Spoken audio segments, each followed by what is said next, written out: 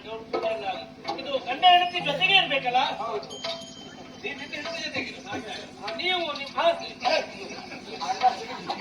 ಅವರಿಗೆ ಈಗ ಭಾವ ಅಭಾವ ಆದ್ದರಿಂದ ನಾನು ಹೇಗಾದ್ರೂ ಸುಧಾರಿಸ್ತೇನೆ. ಭಾವ ಅಲ್ಲ ಪುಂಡರೀಕವ್ರೆ ಈ ಸುಧಾರಿಸಿಕೊಳ್ತೆ ಅದು ಊರು ತುಂಬ ಗೊತ್ತಾಗ್ತದಲ್ಲ. ಶಾಂತ ಆಗ್ಬೇಕು. ಇವ್ರು ಅವರೇ ಆಗ್ಲಿ ಅದೊಂದು ನಿಮ್ಮ ಬಿಳೆ ಭಸ್ಮ ಉಂಟಲ್ಲ, ಅಲ್ಲ ಹಳದಿ ಭಸ್ಮ ಇವರೇ ಸೃಷ್ಟಿ ಮಾಡಿ ಹೇಗಾಗಿ ಅರಿಶಿನ ಬರ್ಕೊಂಡು ಅದೇ ಭಸ್ಮ ಆಗ್ತಾ ಇದ್ದಾರೆ. ಹಾಗಾದ್ರೆ ಕಾರ್ಯಕ್ರಮ ಪ್ರಾರಂಭಿಸು ಅಲ್ವಾ? ಬಾರಮ್ಮನ ದರ್ಶನ ಇದೆಂತ ಪ್ರಾರಂಭ ಮಾಡ್ಲಿಕ್ಕೆ ಪ್ರಥಮ ರಾತ್ರಿ ಇದೆಲ್ಲ ಹಾಗೆ ದೇವಸ್ಥಾನದಲ್ಲಾದ್ರೂ ಸ್ವಲ್ಪ ಸುಮ್ಮನೆ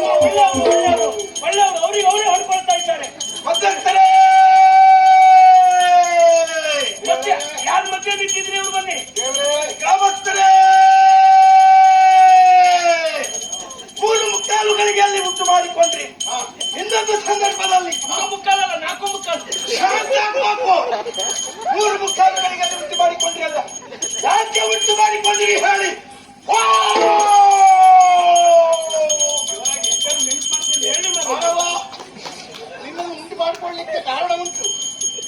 ನಮ್ಮ ಊರಿನಲ್ಲಿ ಅಶುಭಗಳೇ ನಡೀತಾ ಇದೆ. ನನ್ನ ದೇವರ ಯಾರಿಂದ ಏನಾಗ್ತಾ ಉಂಟು, ಇದಕ್ಕೆಲ್ಲ ಕಾರಣ ಯಾರು ಎಲ್ಲವನ್ನು ತಿಳಿಸಬೇಕು ತಾಯಿ. ಊರಿನ ಬಗ್ಗೆ ಕೇಳಿ. ಊರಿನ ಬಗ್ಗೆ ಕೇಳ್ತೀನಿ. ಒಳ್ಳೆ ಪ್ರಶ್ನೆ ಗೊತ್ತಿನಾರಿ. ಬೇರೆ ಕೇಳುವಂತಹ ಪ್ರಶ್ನೆ ಏನಾದ್ರೂ ಉಂಟೆ ಗೊತ್ತಿನಾರಿ. ಬೇರೆ ಕೇಳುವಂತದ್ದಿಲ್ಲ. ಅಂದ್ರೆ ಯಾರ್ಯಾರು ಎಷ್ಟು ಇರ್ತಾರೆ, ಹೇಗಿರ್ತಾರೆ ಮೊದಲು ನೀವೇ ಊರಿಗೆ ಬಂದಂತಹ ಕಂಟಕ ಇದಕ್ಕೆ ಕಾರಣ ಏನು ಅನ್ನುವುದಾಗಿ ಕೇಳ್ತಾ ಯಾರಿಂದ ಅಂತ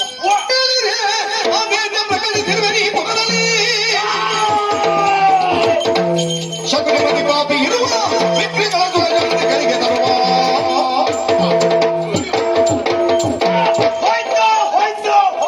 ಹೋಗಿಲ್ಲ. ಪ್ರಸಾದ ಆಯ್ತು.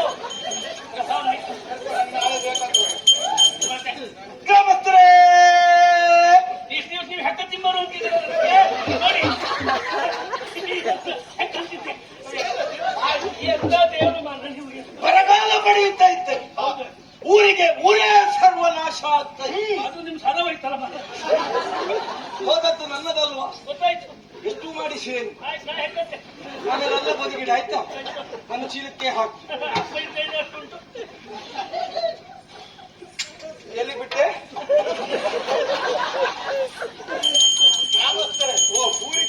ನಾ ಹೇಳ್ತೇನೆ. ಊರಿಗೆ ಊರೇ ಕಂಟಕವಾಗುತ್ತಾ ಇದೆ. ಊರಿಗೆ ಊರೇ ಬರಗಾಲ ಆಗ್ತದೆ. ಗಾಡಿ ಮಾರ, ನೀ ಹೆಕ್ ಮಾರ, ಗಾಡಿ